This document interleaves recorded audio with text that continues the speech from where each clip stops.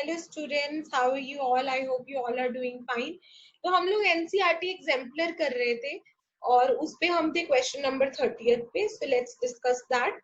तो question number 30 है हमारा कि which among the following are a physical और अ केमिकल चेंज।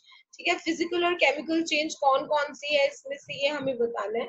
तो इसको करने से पहले हम एक बार फिजिकल और केमिकल चेंज जो है उसको रिवाइज कर लेते हैं, ठीक है ना। तो इधर आप देखिए कि फिजिकल चेंज क्या होता है। In a physical change the molecules are reorganised while their real composition remains the same. अब इसका मतलब क्या है कि मान लो कि हम वाटर का एग्जांपल लेते हैं, water in liquid form H2O होता है वो, ठीक है।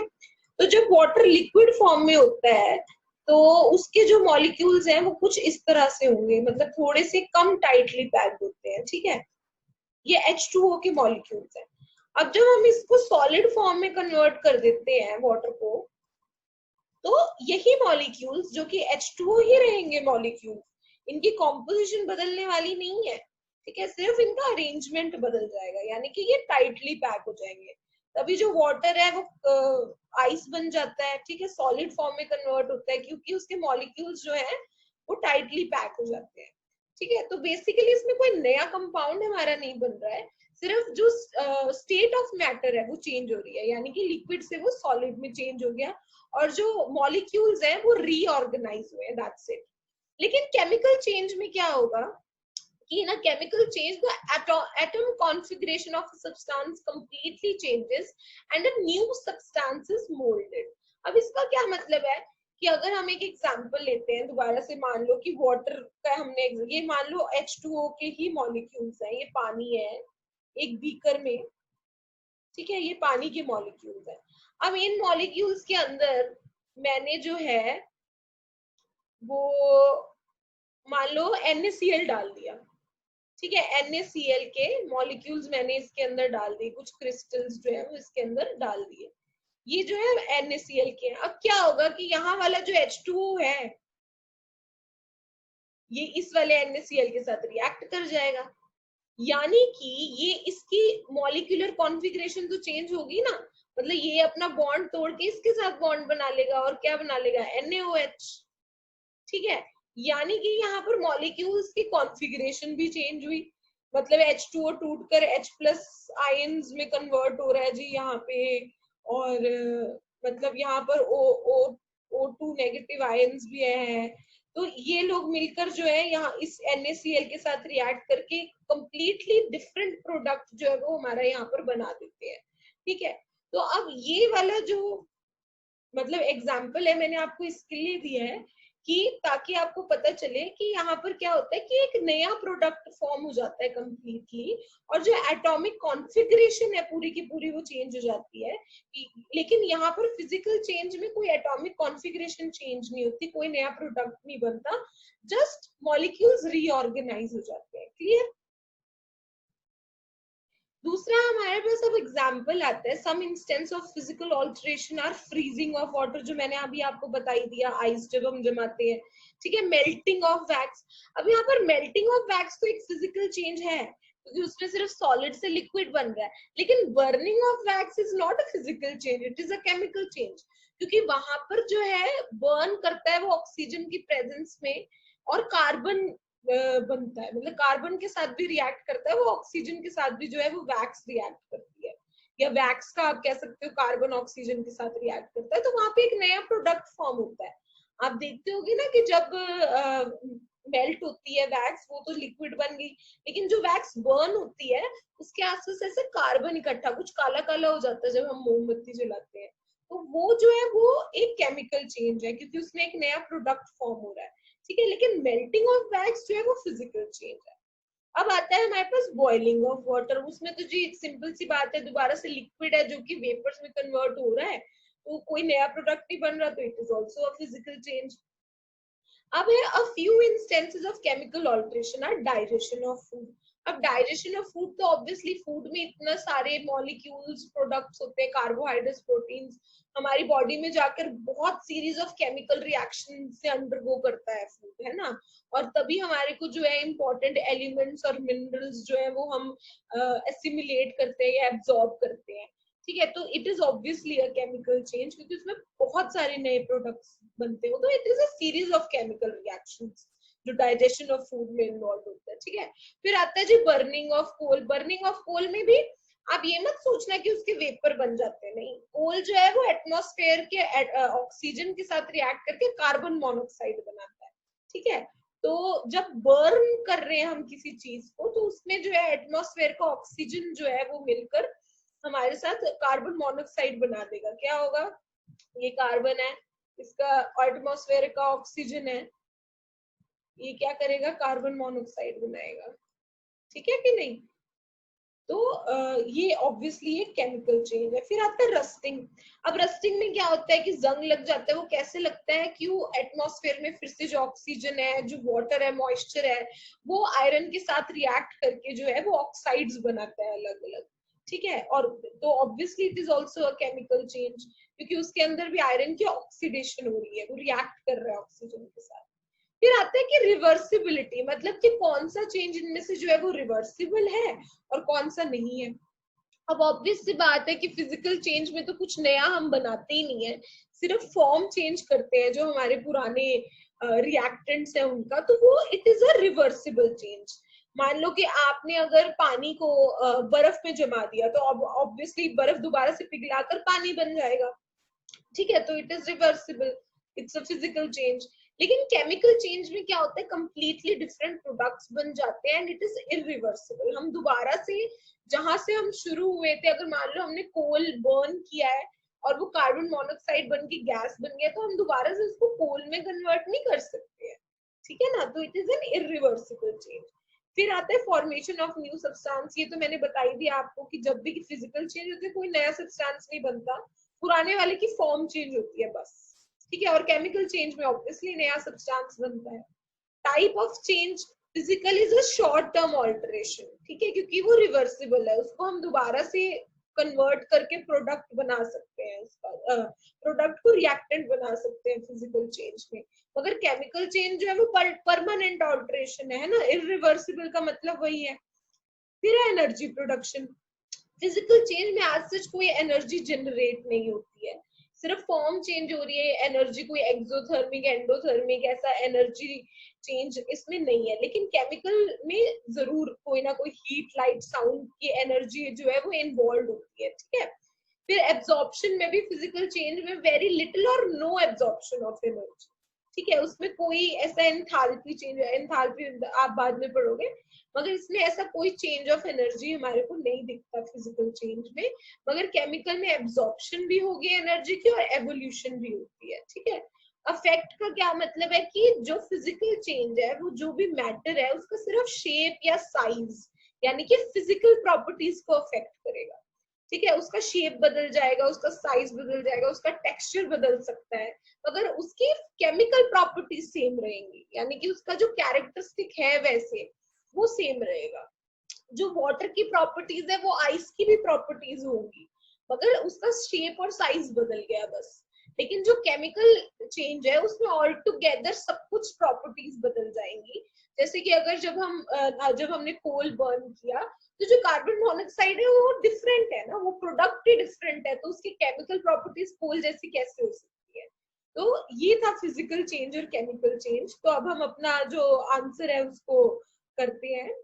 वो जो क्वेश्चन है हमारे पास कि कौन सा फिजिकल चेंज है कौन सा केमिकल, तो सबसे पहले आता है इवेपोरेशन ऑफ पेट्रोल। तो बच्चों जहां पर भी इवेपोरेशन है वहां पर तो बेसिकली जो लिक्विड है वो सिर्फ वेपर्स में कन्वर्ट हो रहा है, ठीक है। इसमें कोई भी पेट्रोल की नेचर बदल नहीं रही है या इसके कंपाउंड्स की कॉम्पोजिशन में कोई फर्क नहीं आ रहा है। अगर बर्निंग ऑफ पेट्रोल होता तो वो केमिकल चेंज होता, ठीक है, क्योंकि उसके अंदर, क्योंकि पेट्रोल इज अ हाइड्रोकार्बन, उसके अंदर जो है वो बर्न हो रहा है तो वो अलग प्रोडक्ट्स बनेंगे, ठीक है। लेकिन इवेपोरेशन की जब हम बात करें तो सिंपली जो लिक्विड फॉर्म ऑफ पेट्रोल है वो वेपर्स में कन्वर्ट हो रही है, दैट्स इट। सिर्फ फॉर्म बदल रही है, उसके कोई नए कंपाउंड्स हमें नहीं मिल रहे हैं, इसलिए वो एक फिजिकल चेंज है। ठीक है। Then we have burning of LPG. अब जैसे मैं बोल रही थी कि अगर बर्निंग ऑफ पेट्रोल है तो वो केमिकल चेंज होगा, क्योंकि वहां पे नए कंपाउंड्स बन रहे हैं। तो बर्निंग ऑफ एलपीजी में भी नए कंपाउंड्स बनते हैं, ठीक है, जिसकी वजह से हीट एनर्जी निकलती है और जिसकी वजह से हमारा चूल्हा जलता है ना। गैस जो है वो एलपीजी गैस है। सिलेंडर्स में जो है वो एलपीजी कंप्रेस करके आती है, फिर उसके बाद जो है जब बर्न करती है, बर्न कर रही है जब एलपीजी, तब हमारे पास जो है उससे हाइड्रोकार्बन, ये भी हाइड्रोकार्बन से बनी होती है और उससे नए प्रोडक्ट्स बनते हैं। तो it is a chemical change. अगर आप सोचते कि मतलब जब सिलेंडर से हमारे जो हमारा स्टोव है वहां तक जब गैस आ रही है तो वो सेम है। मतलब एलपीजी जब तक वहां पहुंच रही है, जब तक वो बर्न नहीं हो जाती, जब तक हमने नॉब खोली तब तक एलपीजी एलपीजी ही रहती है। लेकिन जैसे ही हमने उसे बर्न किया तो नए प्रोडक्ट्स फॉर्म होते हैं। इसीलिए बर्निंग ऑफ एलपीजी जो है वो एक केमिकल चेंज है। उसके बाद आता है हमारे पास heating of iron rod to red hot. मतलब हमने आयरन रॉड को बहुत ऐसा लाल जब तक नहीं हो गया तब तक हीट किया, ठीक है, बर्न कुछ नहीं किया हमने, यहाँ पर सिर्फ फॉर्म दोबारा से चेंज हुई है कि आयरन था सॉलिड, उसको हमने तब तक बर्न सॉरी हीट किया जब तक वो रेड हॉट हो गया। तो यहाँ पर कोई भी केमिकल चेंज नहीं है, कोई नया प्रोडक्ट फॉर्म नहीं होगा, सिर्फ आयरन जो है उसका कलर बदल जाएगा, रेड हॉट हो जाएगा, दैट्स इट। तो it is a physical change. I hope that is clear. Then we have curdling of milk. What is curdling of milk? मतलब दूध का फट जाना, ठीक है। अब दूध का फट जाना, आप देखो गर्मियों में ऐसा बहुत बार होता है, या अगर आप दूध में नींबू डाल दो तो ऐसा होगा कि वो दूध जो है कर्डल हो जाएगा, फट जाएगा, उसका पनीर निकालते हैं हम लोग। तो it is a chemical change because it is irreversible. हम पनीर से दूध तो कभी नहीं निकाल सकते ना, क्योंकि उसमें नए प्रोडक्ट्स फॉर्म हो जाते हैं। और लैक्टिक एसिड की फॉर्मेशन होती है जब कर्डलिंग ऑफ मिल्क होता है, जब माइक्रो ऑर्गेनिजम्स उस पर एक्ट करते हैं, या फिर हम नींबू डाल के उसको कर रहे हैं, तो वो एक केमिकल रिएक्शन है, एक केमिकल चेंज है। So it is a chemical change. Then we have sublimation of ammonium chloride. Now, what is sublimation? We know evaporation, in which a liquid state gets converted into a gaseous state, but sublimation is basically when a solid state directly gets converted into vaporous state या फिर gaseous state. अब वो क्या होता है कि अगर आपने सुना होगा अमोनियम क्लोराइड, तो आपने घर में कपूर देखा होगा, ठीक है। कपूर जो होता है उसको जब हम बर्न करते हैं, उसको आग लगाते हैं, तो वो लिक्विड में कन्वर्ट नहीं होता, सीधा वेपर्स बनते हैं उसके, ठीक है। तो इस प्रोसेस को हम कहते हैं सब्लिमेशन। मगर इसमें भी सिर्फ state of matter he change हो रही है, ठीक है, सब्लाइम हो रहा है। जैसे कि वाटर इवेपोरेट होता है, वैसे ये सॉलिड जो है वो सब्लिमेट हो रहा है। तो इसमें भी सिर्फ सॉलिड से वो गैशियस फॉर्म में कन्वर्ट हो रहा है, मगर है तो अमोनियम क्लोराइड ही, उसकी कॉम्पोजिशन चेंज नहीं हो रही, कोई नया हमारे पास उसमें प्रोडक्ट फॉर्म नहीं हो रहा। इसीलिए जो है ये भी एक फिजिकल चेंज है, ठीक है। So first one is a physical change, second one is a chemical change, then third is a physical change, then chemical change, then physical change.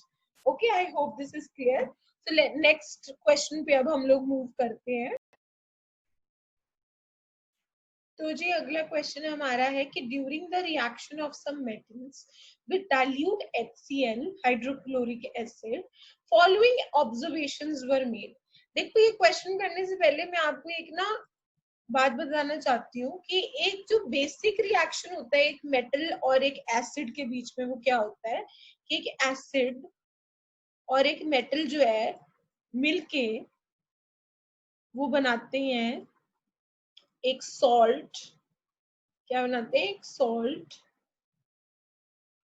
और साथ में रिलीज होती है H2 गैस, हाइड्रोजन गैस। तो ये एक बेसिक जो है एक रिएक्शन है जो कि ज्यादातर फॉलो होता है, ज्यादातर, मगर कब फॉलो नहीं होता अब वो हम देखेंगे, ठीक है। तो ज्यादातर क्या होता है कि जो एसिड और एक कोई भी मेटल अगर हमने किसी एसिड के साथ रिएक्ट कराया है तो वो एक सॉल्ट और हाइड्रोजन गैस जो है वो इवॉल्व करवाता है जनरली। अब लेकिन हमें ये बताना है कि जब हमने फर्स्ट, हमारा ए पार्ट क्या है इसका कि silver metal does not show any change, why so. तो इस केस में इस चीज का आंसर देने के लिए हमें एक चीज देखनी पड़ेगी जिसका नाम है रिएक्टिविटी सीरीज। ठीक है, तो मैं वो आपको दिखाती हूँ। तो ये रिएक्टिविटी सीरीज के बारे में हमने लास्ट क्लास में बात की थी वैसे, कि इन एलिमेंट्स को on the basis of their reactivity, यानी कि वो कितना रिएक्ट करते हैं, उसके बेसिस पे ऐसे सीरीज में क्लासिफाई किया गया, यू कैन से। तो उसके हिसाब से potassium is the most reactive element and gold is the least reactive one. तो इसमें बात क्या होती है कि जो हाइड्रोजन है वो मिडिल में आता है, और उससे नीचे जो एलिमेंट्स हैं वो एसिड के साथ रिएक्ट तो करते हैं पर वो हाइड्रोजन गैस नहीं निकालते। मतलब वो हाइड्रोजन, जो एसिड के अंदर हाइड्रोजन होता है ना, H+ आयन होता है, HCl है जैसे मान लो, तो इस हाइड्रोजन को वो डिस्प्लेस नहीं कर पाते। ठीक है, इसलिए हाइड्रोजन गैस नहीं निकलती है इन रिएक्शंस के अंदर, कोई चेंज हमें नहीं नजर आता है ऐसा टेस्ट ट्यूब में। अगर होता है तो बहुत ही माइन्यूट चेंज होता है, और डाइल्यूट एसिड के साथ तो बिल्कुल भी रिएक्ट नहीं कर पाते ये वाले मेटल्स, ये वाले एलिमेंट्स, Cu, Ag, Au, यानी कि कॉपर, सिल्वर और हमारा गोल्ड। ठीक है, और जो हाइड्रोजन से ऊपर है रिएक्टिविटी सीरीज में, वो हाइड्रोजन को डिस्प्लेस करके सॉल्ट बनाते हैं और साथ में हाइड्रोजन गैस जो है वो इवॉल्व करवाते हैं। ठीक है, तो ये हमारे को अब आगे देखना है इसमें। तो हमारे पास आंसर इसका क्लियर है कि silver metal does not show any change because silver metal is not able to reduce H+ ions as it is below hydrogen in the reactivity series में आपको बता ही चुकी हूँ। तो यहाँ पर कोई चेंज हमें इसलिए नजर नहीं आता क्योंकि कोई रिएक्शन यहाँ पर नहीं होगा, because silver is below hydrogen in the reactivity series. अब दूसरा हमारे पास क्वेश्चन ये है कि the temperature of the reaction mixture rises when Al is added। Al is what? Aluminium. ठीक है, ये तो काफी ऊपर है हाइड्रोजन से। ऐसा इसलिए होता है क्योंकि ये जो रिएक्शंस होते हैं, जब हाईली रिएक्टिव मेटल्स जो है किसी एसिड के साथ रिएक्ट करते हैं, तो सॉल्ट और हाइड्रोजन गैस इवॉल्व करने के साथ साथ it is an exothermic reaction, मतलब इसमें बहुत हीट जो है वो इवॉल्व होती है, जिसकी वजह से हमारा जो टेम्परेचर है मिक्सचर का वो राइज हो जाता है। ठीक होगी ना बात? क्वेश्चन नंबर 31 पार्ट सी जो है उसमें क्या है कि the reaction of sodium metal is found to be highly explosive. अब जब हम किसी भी मेटल को एसिड के साथ रिएक्ट करते हैं तो वो एक एक्सोथर्मिक रिएक्शन होता ही है, लेकिन sodium metal is a highly reactive metal, इसलिए जब हम उसको करते हैं तो इट इज हाईली एक्सोथर्मिक, और इसलिए वो रिएक्शन जो है वो एक्सप्लोसिव होता है। तो इसका भी आंसर हमें यही लिखना है, because it is an exothermic reaction. आप इसमें ये भी ऐड कर सकते हो कि as sodium is a highly reactive metal, therefore this reaction is very exothermic, a large amount of heat is evolved in this reaction, and therefore it is explosive in nature. ठीक है, now D part is during the reaction with some metals some bubbles of gas are seen। जब lead को हम react करते हैं acid के साथ तो हमारे को कुछ बबल्स नजर आते हैं गैस के। ये पूछ रहा है ऐसा क्यों है, तो इसमें मैंने आपको पहले ही बता दिया कि जब भी हम किसी मेटल को जो कि हाइड्रोजन से रिएक्टिविटी सीरीज में ऊपर है, मतलब हाइड्रोजन से ज्यादा रिएक्टिव है, जब भी हमें ऐसे किसी मेटल को एसिड के साथ रिएक्ट करवाएंगे तो एक तो हमारे पास सॉल्ट बनेगा, जो यहाँ पर सॉल्ट बन रहा है, और साथ में जो है हमारी हाइड्रोजन गैस जो है वो इवॉल्व होगी, और इसी वजह से जो है bubbles are seen, bubbles of gas are seen during this reaction. ठीक है, तो नेक्स्ट क्वेश्चन की तरफ अब हम मूव करते हैं।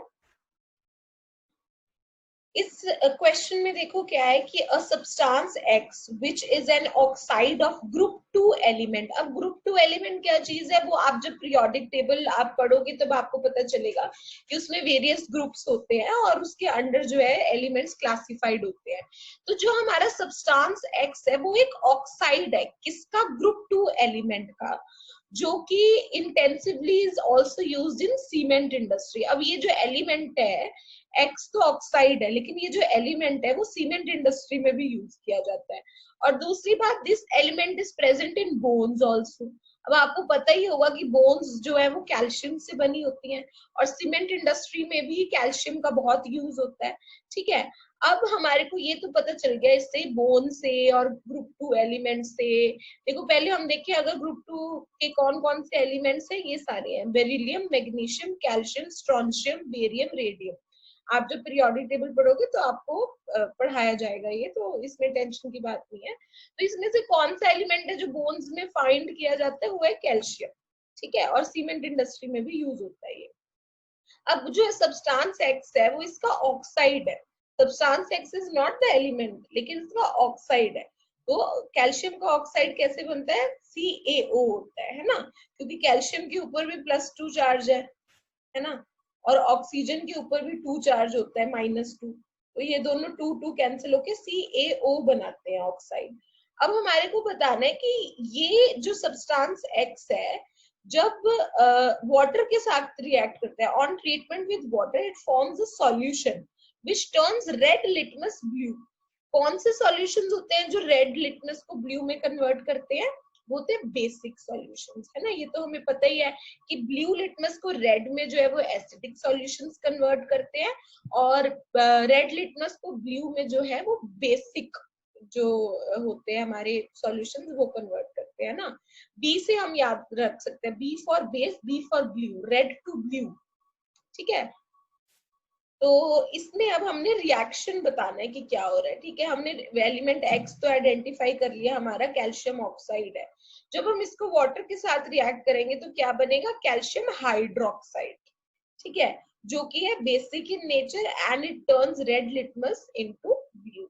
तो आपने ये बताना है कि सब्सटेंस एक्स कौन सा है, वो हमने कैसे किया फाइंड, क्योंकि वो ग्रुप 2 का एलिमेंट है, नंबर 1 सीमेंट इंडस्ट्री में फाइंड होता है और बोन्स में भी है, तो एलिमेंट कैल्शियम है और एक्स उसका ऑक्साइड है, तो कैल्शियम ऑक्साइड जो है वो हमारा हो जाएगा सब्सटेंस। फिर हमने इसका रिएक्शन बता देना है वाटर के साथ, सिंपल सा रिएक्शन है, कैल्शियम हाइड्रोक्साइड बनता है, ठीक होगी ना बात। चलो जी, अब हमारा नेक्स्ट क्वेश्चन है कि right a balance equation for each of the following reactions and classify them. ठीक है, अब हमने दोबारा से बैलेंस इक्वेशन बतानी है और टाइप ऑफ रिएक्शन बताना है, जो हम पहले भी कर चुके हैं बहुत बार। तो इसमें क्या है कि lead acetate solution is treated with dilute hydrochloric acid to form lead chloride and acetic acid solution.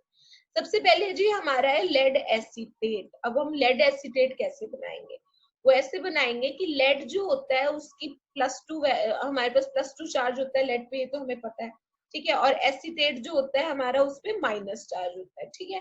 तो जब हम इसका मतलब इनको कंबाइन करके लेड एसीटेट बनाएंगे तो हमारे पास ये फॉर्मूला बनता है, जो कि है CH3CO होल ट्वाइस, क्योंकि जो लेड का +2 चार्ज है वो इस पे चला जाएगा ना, और इसका जो -1 है वो यहाँ पर आ गया, तो यहाँ पर तो Pb ही रहेगा। तो this is a formula for lead acetate. जब हमने उसको रिएक्ट कराया हमारे HCl से, या फिर डाइल्यूट HCl है, डाइल्यूट है इसलिए एक्वस है ये, ठीक है, तो हमारे पास बनेगा लेड क्लोराइड, ऑब्वियसली वो भी एक्वस सॉल्यूशन में ही बनेगा, और एसिटिक एसिड, ये लिखा है ना हमारे पास। लेड क्लोराइड का फॉर्मूला भी हमें पता ही है, क्योंकि दोबारा से Pb के ऊपर +2 चार्ज, ये हमें पता है, और क्लोराइड के ऊपर माइनस चार्ज, ठीक है। तो हम इसका फॉर्मूला बनाएंगे PbCl2 प्लस एसिटिक एसिड हमें पता है CH3COOH होता है। तो ये तो हमारी बन गई इक्वेशन। अब इक्वेशन को हमें करना है बैलेंस। अब बैलेंस कैसे करेंगे बताओ भला, यहाँ पे देखते हैं जी। पहले ना देखो, अगर आपने hit and trial method use करना है, ABCD कर रहे हो देन इट्स फाइन, पर अगर hit and trial method use करना है तो पहले हम जो ऑक्सीजन और हाइड्रोजन है उसे एंड में बैलेंस करते हैं, पहले बाकी के जो हमारे एलिमेंट्स या कंपाउंड्स होते हैं उनको करते हैं। तो यहाँ पे हम पहले देखते हैं लेड। लेड तो जी हमारा 1 1 ही है, ठीक है, लेकिन क्लोराइड यहाँ पर 2 है, तो यहाँ पर हमारे को यहाँ 2 लगाना पड़ेगा क्लोराइड को 2 करने के लिए, है ना। यहाँ पर 1 है, यहाँ पे 2 है, तो हमने 2 लगा दिया। अब यहाँ पर हम देखते हैं कि हमारे पास कार्बन कितने हैं। कार्बन यहाँ पर 1 2 3 4 है ना। कार्बन देखेंगे हम सिर्फ, यहाँ पर तो 4 है लेकिन यहाँ पर तो 2 ही कार्बन है, ठीक है, इसलिए अब अगर हमारे को यहाँ पर भी हम 2 लगा देंगे, ठीक होगी ना बात। यहाँ 2 कार्बन है, यहाँ पर 4 है, तो हमें 4 4 करने हैं। तो यहाँ पर हमने 2 लगा दिया, तो 1 2 3 4 हो गए ना आप कार्बन। कोई कंफ्यूजन तो नहीं होगा इसके अंदर। ठीक है, तो अब हम देखते हैं कि हमारे हाइड्रोजन और ऑक्सीजन बैलेंस है क्या। यहाँ पे हाइड्रोजन कितने हैं, 3 2 6 और प्लस 6 प्लस 2 8।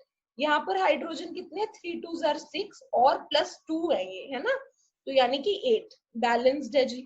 उसके बाद हम देखते हैं oxygen, 1 2 oxygen plus into 2, 2 2 4 oxygen है।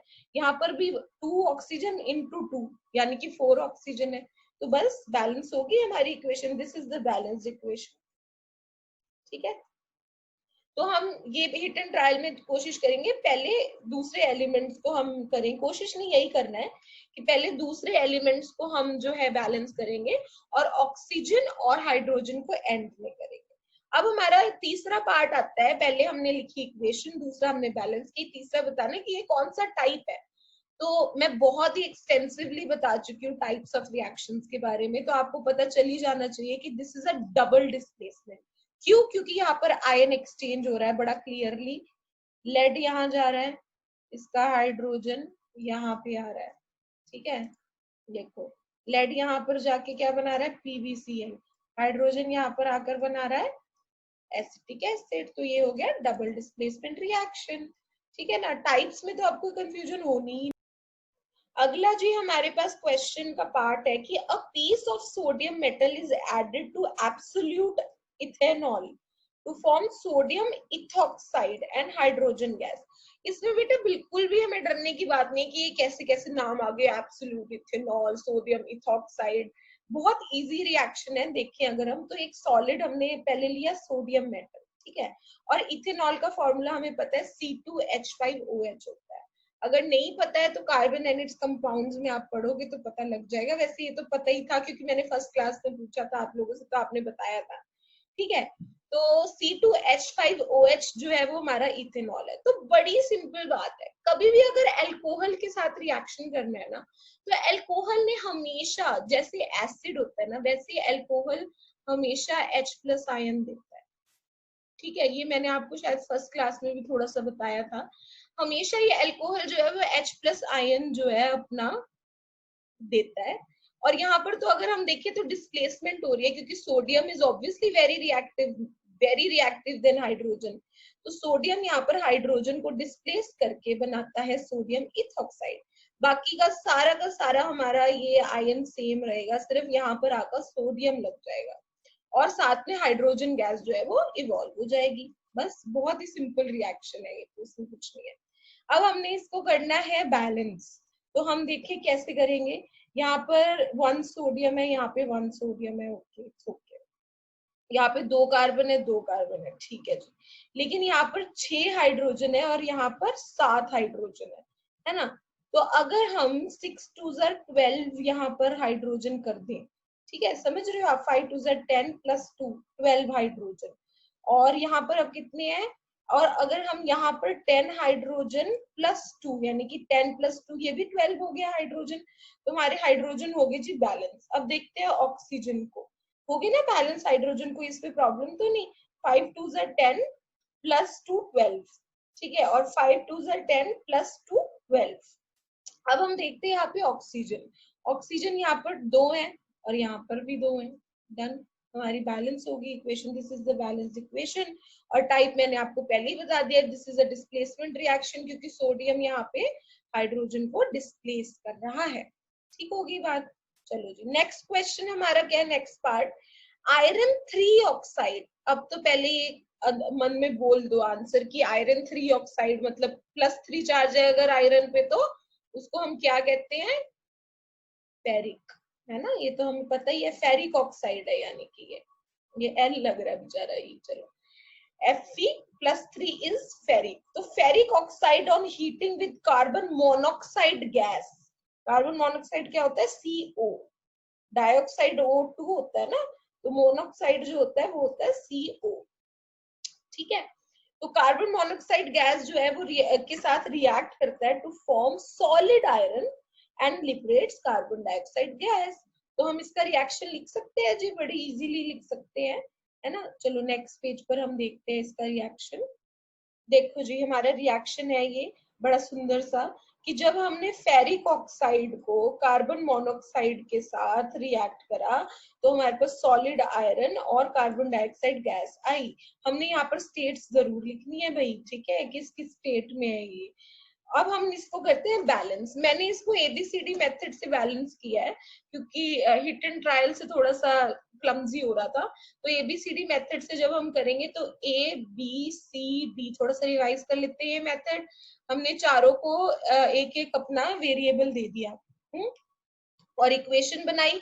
आयरन की क्या इक्वेशन बनी, 2A इज इक्वल टू सी, बन गई। उसके बाद हमारे पास है ऑक्सीजन। ऑक्सीजन की क्या इक्वेशन बनी, 3A plus B is equal to 2D, है ना, इतना ही है ना। ये हमारी इक्वेशन ऑक्सीजन के लिए बन गई। और कार्बन के लिए क्या बनी, B is equal to D। ठीक है, अब ये तीनों इक्वेशन जब हम सॉल्व करेंगे तो हमारे पास, अब हम इसमें से पहले तो एक वेरिएबल को हमें 1 मानना पड़ेगा। तो इसमें देखते हैं कि कौन सा वेरिएबल ज्यादा बार रिपीट हो रहा है। तो आप या तो B को 1 मान सकते हो, या A को भी मान सकते हो, D को भी, किसी को भी मान सकते हो, क्योंकि इक्वली ही वो रिपीट हो गया है।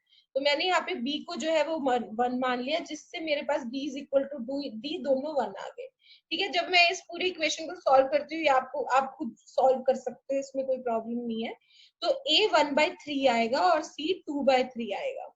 ठीक है, तो 1/3 हमने ये सब पुट कर दिया इसके अंदर, ये 1 है, ओके। तो लेकिन हमारे को भाई डिनोमिनेटर में 3 है, तो हमें होल नंबर में इस सबको लेके आना है ना।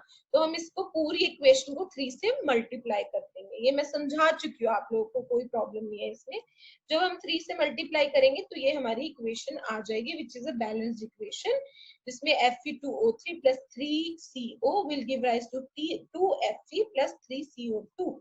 अब ये बताना है कि ये किस टाइप का रिएक्शन है। ठीक है, बड़ा ही एविडेंटली हमें दिख रहा है कि यहाँ पे आयरन क्या हो रहा है, और यहाँ पे कार्बन मोनोऑक्साइड से डाइऑक्साइड बन रहा है। तो ये क्या हो रहा है, यहाँ पे आयरन जो है उसकी हो रही है रिडक्शन, और यहाँ पर कार्बन मोनोऑक्साइड की क्या हो रही है, ऑक्सीडेशन। ठीक है, तो यानी कि ये किस टाइप का रिएक्शन हुआ, रिडॉक्स रिएक्शन। ठीक है, बहुत इजी है। अब टाइप्स ऑफ रिएक्शन मैं बहुत ही आपको अच्छे से एक्सटेंसिवली समझा चुकी हूँ, तो आई होप उसमें आपको प्रॉब्लम। तो अब हमारा डी पार्ट है hydrogen sulphide gas. Hydrogen sulphide gas कौन सी होती है, H2S। Hydrogen sulphide gas reacts with oxygen gas to form solid sulphur and liquid water. तो बहुत ही आसान है ना, बहुत ही सिंपल रिएक्शन है। क्या करना है इसमें, हाइड्रोजन सल्फाइड गैस है और ऑक्सीजन गैस है, और जब रिएक्ट करती है तो सॉलिड सल्फर और H2O इन लिक्विड फॉर्म। बहुत इजी है, बैलेंस करना भी इसको सिंपल ही है, कोई दिक्कत वाली बात नहीं है। क्या करेंगे कि पहले देखते हैं सल्फर, क्योंकि हाइड्रोजन और ऑक्सीजन एंड में करेंगे। सल्फर 1 है जी, 1 है। ठीक है, अब हाइड्रोजन देखो, हाइड्रोजन यहाँ पे 2 है और यहाँ पर भी 2 है, लेकिन यहाँ गड़बड़ है ऑक्सीजन की। ऑक्सीजन 2 है, यहाँ तो 1 है, तो हमें 2 लगाना पड़ेगा। ठीक है, लेकिन इससे क्या हो गया, हाइड्रोजन 4 हो गया, तो यहाँ 2 है, इसलिए हमें यहाँ पर भी 2 लगाना पड़ेगा। ठीक होगी बात। इससे क्या हो गया, सल्फर 2 हो गया, तो अब क्या करेंगे, यहाँ पर सल्फर 2 कर देंगे, बस जी हो गई बैलेंस हमारी इक्वेशन। ठीक है, वेरी सिंपल। चलो अब नेक्स्ट क्वेश्चन की तरफ हम मूव करेंगे।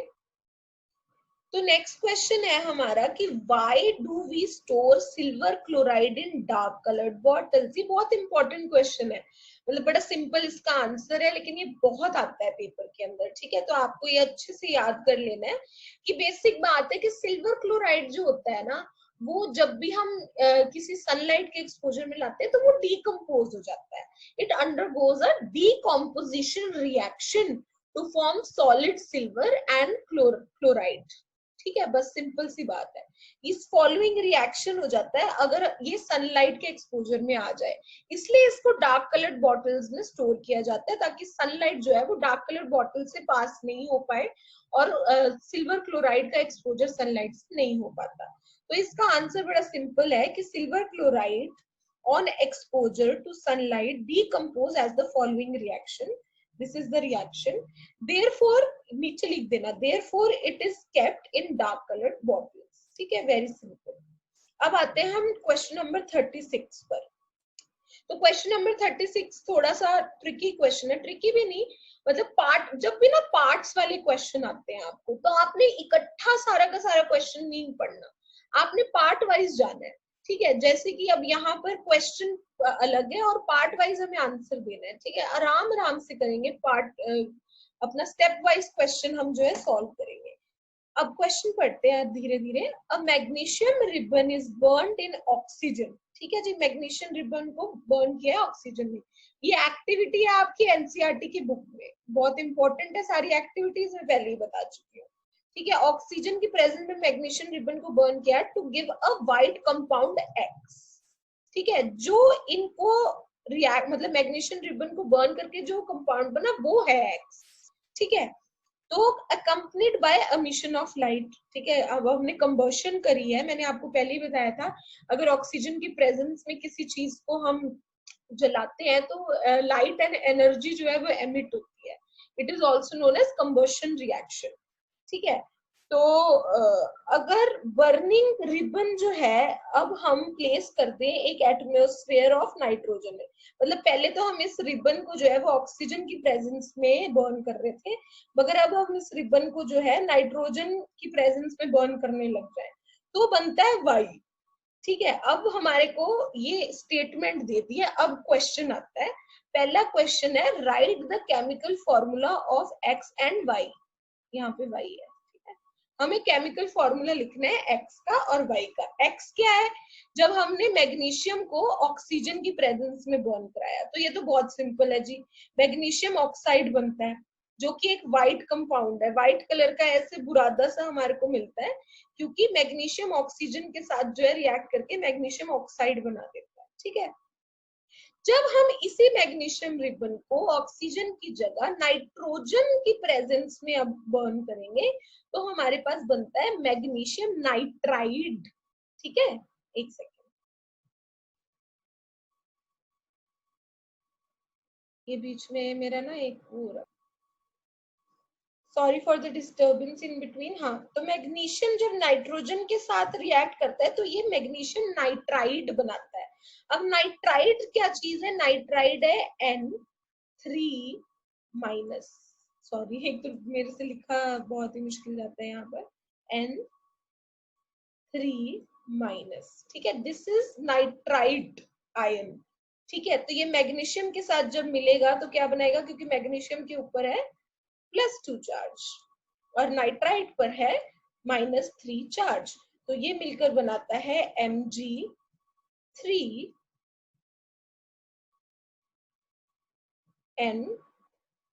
And this is known as magnesium nitride, ठीक है।